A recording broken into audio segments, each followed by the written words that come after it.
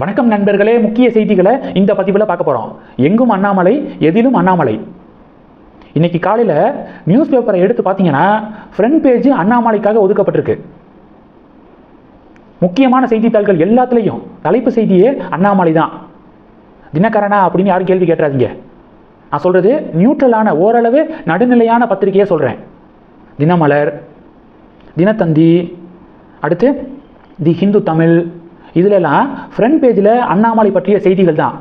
பாஜகலேருந்து விலக போகிறாரா, தனி கட்சி ஆரம்பிக்க போகிறாரா, டெல்லியில் முகாமிட்டிருக்காரு, நயினாரை டெல்லிக்கு வர சொல்லியிருக்காங்க கட்சி, இந்த டாபிக் தான்.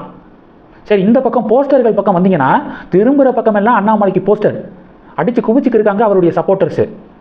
இதில் நாளைக்கு வேறு அவருடைய பர்த்டேவா, பிறந்தநாள் வாழ்த்து சொல்கிற மாதிரி தலைமை ஏற்கவா அண்ணா, தமிழகத்துடைய அடுத்த முதல்வரே அப்படின்னு சொல்லிட்டு வாசகங்கள்லாம் போட்டு உன்னோடு ரத்தம் சிந்த உண்மையான கூட்டம் உண்டு அப்படிங்கிற வரி, இப்படி திரும்பிய பக்கமெல்லாம் போஸ்டர்கள்.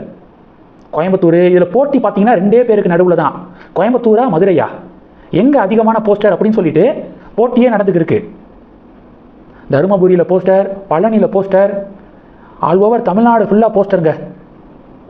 ரஜினி சாருடைய ரசிகர்கள் அண்ணாமலை அண்ணனுக்கு போஸ்டர் அடிக்கிறது யூஸ்வல்.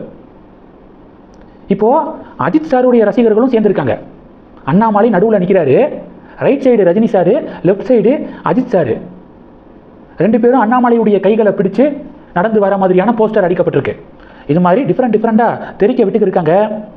அடுத்து நியூஸ் 18 தமிழ்நாடு இருக்காங்களே, சோசியல் மீடியாவில் கேள்வி, அண்ணாமலை தனிக்கட்சி தொடங்கும் பட்சத்தில் அது யாருடைய வாக்கு வங்கியை பாதிக்கும் அப்படின்னு சொல்லிட்டு கேள்வி கேட்டு டிவிகேவா, டிஎம்கேவா, ஏடிஎம்கேவா அப்படின்னு ஆப்ஷன் கொடுத்துருக்காங்க.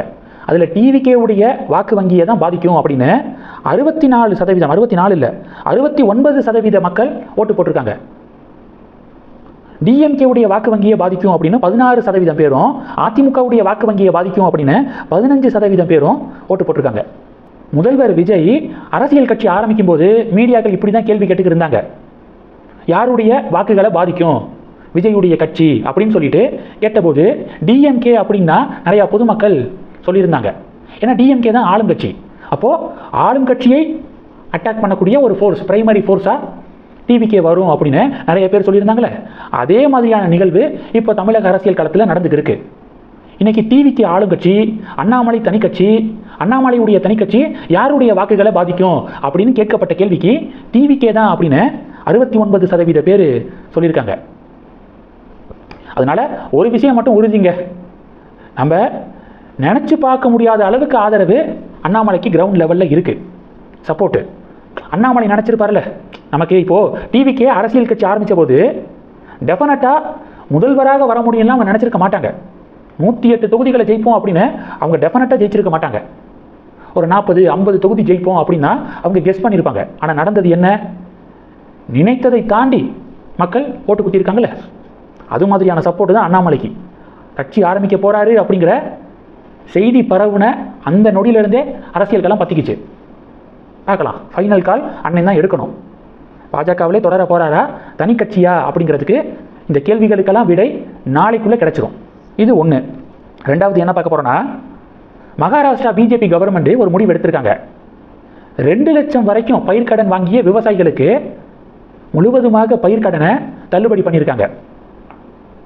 இதனால் 56 லட்சம் விவசாயிகள் பலனடைவார்கள், பயன் பெறுவார்கள் அப்படின்னு மகாராஷ்டிரா கவர்மெண்ட்டு இப்போது சொல்லியிருக்காங்க.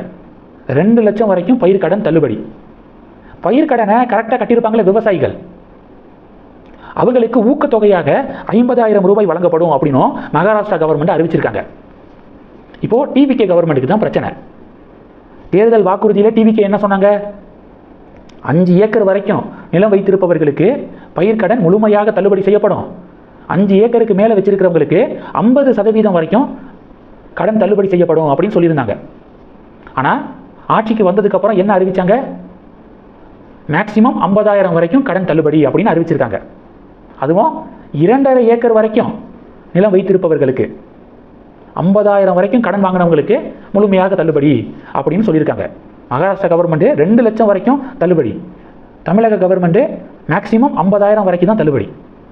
ஆனால் கொடுத்த வாக்குறுதி வேறு. ஸோ இந்த ஒரு சிக்கல் இப்போ டிவிகே கவர்மெண்ட்டுக்கு ஏற்பட்டிருக்கு.